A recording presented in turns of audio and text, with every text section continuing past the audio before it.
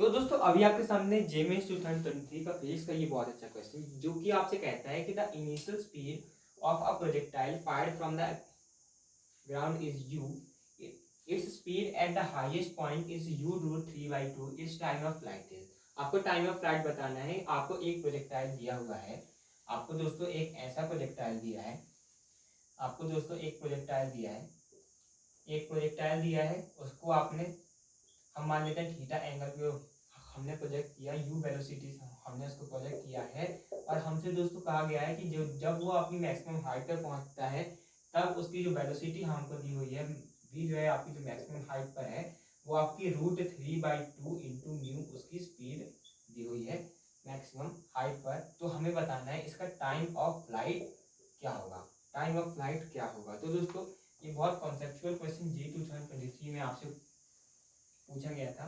तो अब ये हॉरिजॉन्टल मैक्सिमम हाइट पर दोस्तों आपको दी हुई है वेलोसिटी। तो अब मैक्सिमम हाइट पे वेलोसिटी होती कितनी है, अगर मैं प्रोजेक्टाइल की बात करूं, अगर मैं प्रोजेक्टाइल की बात करूं तो दोस्तों होता क्या है, जब कोई ऑब्जेक्ट जो है अपनी मैक्सिमम हाइट पर पहुंचता है, जब कोई ऑब्जेक्ट अपनी मैक्सिमम हाइट पर पहुंचता है तो फिर क्या होता है, उसकी जो वाई डायरेक्शन वाली वेलोसिटी होती है वो जीरो हो जाती है। क्यों? क्योंकि अब वो और ऊपर नहीं जाएगा, अब वो नीचे ही जाएगा, क्योंकि वो अपनी मैक्सिमम हाइट पर पहुंच चुका है। तो अब यहाँ पर जो वेलोसिटी बचती है वही आपकी v cos थीटा ही बचती है, क्योंकि शुरू में तो उसके पास दो वेलोसिटी होती है, एक y वाली एक x वाली। लेकिन अगर हम देखें मैक्सिमम हाइट पर तो उसके पास सिर्फ आपकी उसकी x में ही वेलोसिटी बचती है। तो ये v cos थीटा आपको दिया हुआ है, मैक्सिमम हाइट पे जो वेलोसिटी दी हुई है √3/2 u दी हुई है, और इनिशियल वेलोसिटी आपको u दी हुई है।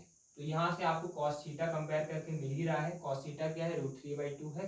तो मैं थीटा क्या कह सकता हूँ, थीटा मेरा 30 डिग्री है, क्योंकि cos थीटा आपका √3/2 है, तो थीटा 30 डिग्री है।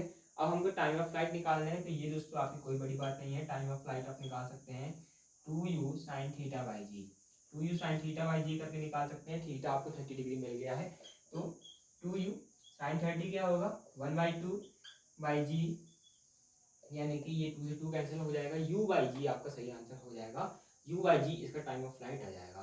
अब आपको थीटा मिल गया तो आप इसकी रेंज भी निकाल सकते थे।